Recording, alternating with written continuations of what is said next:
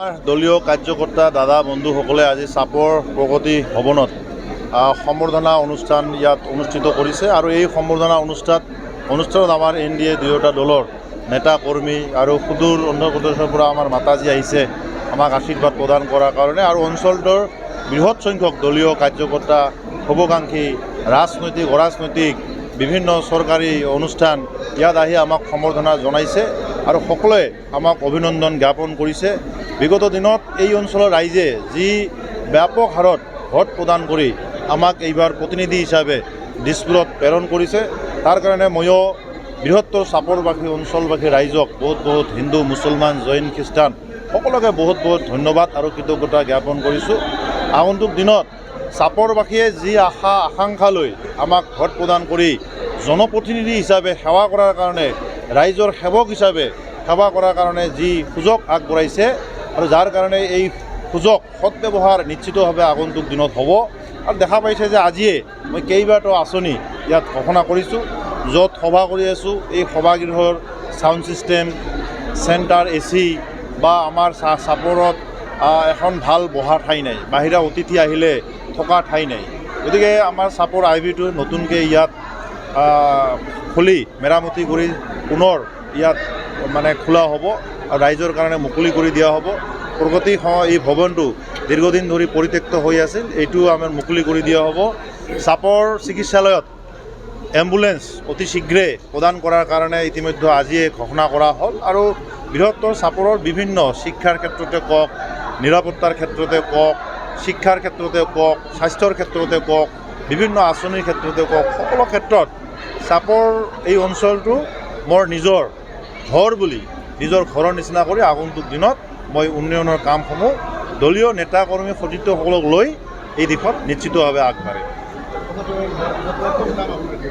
শপত গ্ৰহণ কৰাৰ পিছত মই ক'লোঁ যে শিক্ষা স্বাস্থ্য গোটেইখিনি হ'ব আৰু মই আজি আপোনালোকক কৈছোঁ যে আমাৰ চৰকাৰী যিসমূহ অনুষ্ঠান প্ৰতিষ্ঠানৰ লগত জড়িত থকা বৰমূৰীয়া দাদা বন্ধুসকল সকলোৱে প্ৰায় নিজৰ, কাৰণ বিগত দিন ধৰি তেখেতসকলৰ সৈতে দেখা সাক্ষাৎ বা বিভিন্ন সময়ত কথা বতৰা আমাৰ এটা চিনাকি এটা আছে, পুৰণি চিনাকি আছে।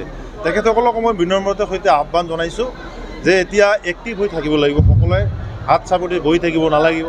দেখা পাইছে যে দুদিন আগত চাপৰত হঠাৎ এক কাল ধুমুহা আহিছিল। মই ভগৱানক প্ৰাৰ্থনা জনাইছোঁ এইদৰে ধুমুহা আৰু দুনাই নাহক।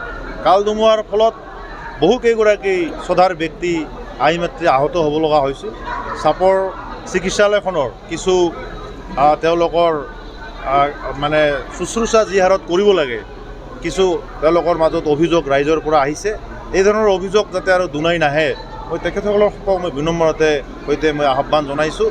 আগন্তুক দিনত ক'লোঁ যে মই 10 নং বিলাসীপাৰাত পৰিৱৰ্তনৰ ঢৌ এইবাৰ আহিব, মাননীয় মুখ্যমন্ত্ৰীৰ নেতৃত্বত পৰিৱৰ্তনৰ ঢৌ আহিব লাগিব আৰু উন্নয়নৰ সমদিশত সকলোকে লৈ আমি নিশ্চিতভাৱে আগন্তুক দিনত আগবাঢ়ি যাম।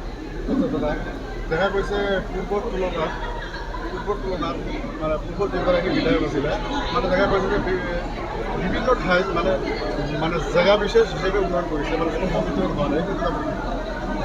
চাওক, আমি নিৰ্বাচনৰ আগমুহূৰ্তত প্ৰতিশ্ৰুতি প্ৰদান কৰিছিলোঁ যিদৰে সম বিকাশ সম উন্নয়ন আমাৰ এটা শ্লোগান আছিল মাননীয় দেশৰ প্ৰধানমন্ত্ৰী যশস্বী প্ৰধান নৰেন্দ্ৰ মোদীজীৰ, আমাৰ সন্মানীয় জনপ্ৰিয় মুখ্যমন্ত্ৰী ডক্টৰ হিমন্ত বিশ্ব শৰ্মা ডাঙৰীয়া।